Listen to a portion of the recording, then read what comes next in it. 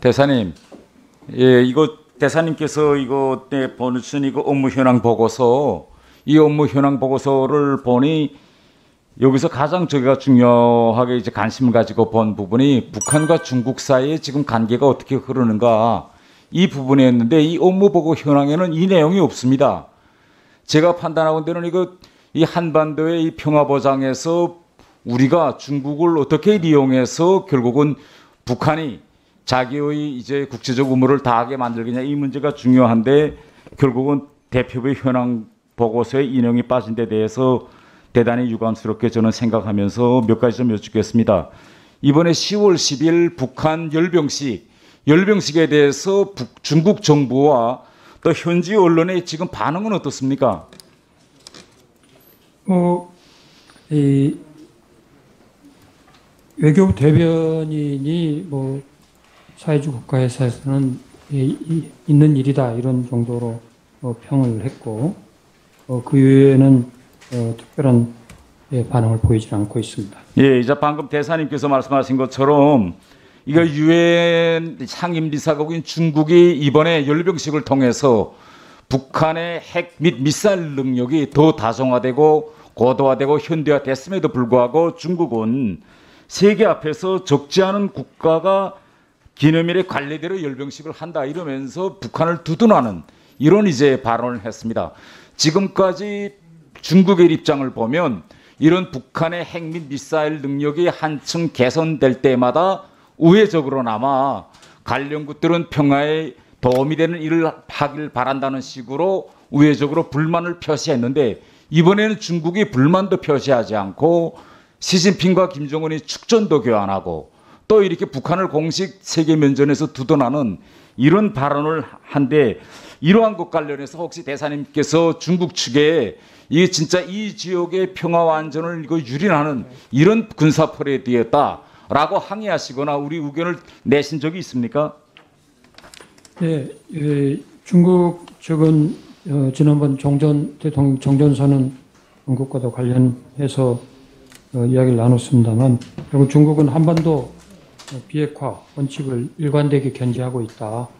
그리고 이 북핵 문제 이 해결에 중국이 한국과 적극적으로 협력하고 역할을 하겠다, 이런 의지는 분명히 표명한 바 있습니다. 예, 그런데 현실적으로 중국까지도 동참한 유엔 안전보장리사의 대북 제재 결의에 위반되게 이번에 북한은 김정은이가 공식 말했습니다. 5년 동안에 북한의 핵무력이 질적으로도 향상되었다. 이건 유엔 제재에 동참한 중국까지 포함한 유엔에 대한 노골적인 도전이고 이거는 조롱입니다. 그럼에도 불구하고 중국이 이렇게 입장을 표명했다는 것은 결국은 저는 이런 데 대해서 우리가 거저짓고 넘어가면 안 된다 이렇게 생각하고, 중국이 유엔 제재 이행 문제와 관련해서 좀 질문을 이어가겠습니다. 아까 대사님께서 최근에 코로나 때문에 북한과 중국 사이의 무역액이 수출액이 거의 70% 상황 줄어들었다 이렇게 이야기했고, 이 열병식 전까지 우리 국민들이 인식도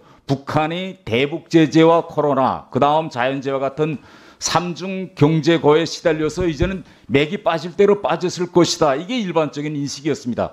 그러나 이번에 군사 퍼레이드를 통해서 북한이 보여준 모습은 정반대의 모습, 오히려 지난 시기 그 어느 때보다도 핵과 무력이 더욱 고도화되고 질적으로 향상된 걸 보여줬는데, 이 중국이 지금 현재 북한에 어느 정도의 무상경제 원조를 주고 있는지, 또 식량이나 여러 가지 지원 사업이 지난해보다 늘었는지 줄었는지 여기 대사님께서 혹시 알고 계시는 사항이 있습니까? 네, 저희가 중국 당국에 확인한 바로는 이 무상 원조는 공식적으로 없는 걸로 그렇게 발표를. 중국은 없다, 무상경제 원조가. 예. 예. 그리고 특히 올해 들어서는 북한이 코로나 방역 때문에 지금 평양 주재 외국 대사관에 대한 물품 공급까지도 허용하지 않는, 그래서 국경을 철저하게 차단을 하고 있어서 과거처럼 이 국경에 많은 그 소통이 이루어지고 있지 않다 이렇게 파악을 하고 있습니다. 예, 그런데 이제 중국은 그렇게 공식적으로 얘기하겠죠. 그런데 북한 언론들을 보면 매해 11월 달이면 북한과 중국 사이에 무상경제협력에 관한 조약 기념일을 합니다. 그런데 지난해도 보면 또 그 전에도 보면 이와 관련해서 북한이 신문에다가 여러 가지 기사도 싣고 이걸 기념하기 위한 행사에 북한 간부들이 줄줄이 나갑니다. 결국은 이것은 현재 북한과 중국 사이에 무상경제원조가 계속 진행되고 있기 때문에 북한 간부들이 이런 행사에 줄줄이 나가서 같이 축하하는 거라고 저는 판단되기 때문에 이런 문제도 대사님께서 관심을 돌려주시고, 마지막으로 한 가지 질문 좀 더 하겠습니다. 이번에 우리 공무원이 서해상에서 북한군에서 피격됐습니다. 피격됐건과 관련해서 여러 가지 원인 중에 하나를 지금 언론들에서나 많은 전문가들은 북한의 코로나 방역 사업과 연결시켜보면서 북한이 지금 코로나와 관련해서 첫 특급 방역 조치에 접경 지역에서 동물이든 사람이든 접근하는 사람은 사살하라, 이런 사살 명령이 있다고 합니다. 만약 이러한 사살 명령이 있다면 북중 국경 지역이 조용할 수가 없고 가장 밀수가 활발한 이 1000km 이상 되는 이 지역에서 총소리가 울렸을 테인데, 이러한 문제를 가지고 대사님께서 중국 측으로부터 뭐 듣은 이야기나 있던지, 아니면 이번 사건을 계기로 중국 측에 북중 국경에서 북한군이 국경 쪽을 향해서 다가오는 사람이나 동물에 대해서 사살하는 이런 총격 소리라든가 이런 조치가 있다는 걸 듣었는지, 이런 걸 중국 측하고 이렇게 소통했거나 대화를 해보신 이런 일이 있습니까? 먼저 이번 서해에서 그 희생된 분의 와 그 가족들께, 일가족들께 정말 저도 깊은 애도를 표합니다. 이 문제와 관련해서는 중국 당국에 혹시 그 유품이나 시신을 발견할 수 있는 그런 여지가 있기 때문에 중국 당국에 적극적인 협조를 요청한 바 있습니다. 그리고 국경지대의 문제에 대해서는 저희들도 굉장히 아주 작은 것도 놓치지 않고 어떤 판단을 하려고 노력을 하는데,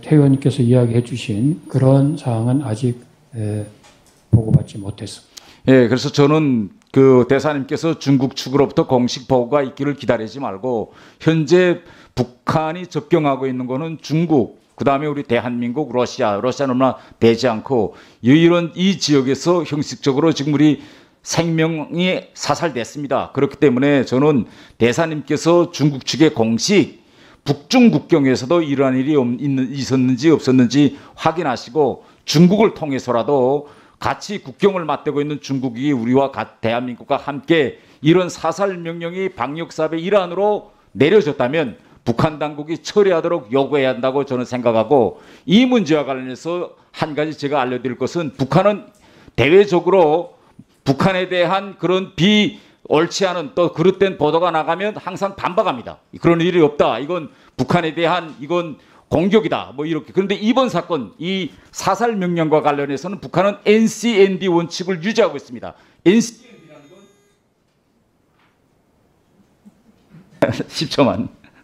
NCND라는 건 결국은 인정하는 거나 다름없습니다. 북한이 아직까지도 가만히 있다. 그러니까 이런 점들이 있기 때문에 저는 우리가 확고히 중국과 공동행동을 취해서 그 어떤 경우에도 코로나 방역을 명분으로 인간을 사살하는 일은 하면 안 된다라는 걸 공동으로 제기하면 좋겠다, 저는 이렇게 생각합니다. 감사합니다.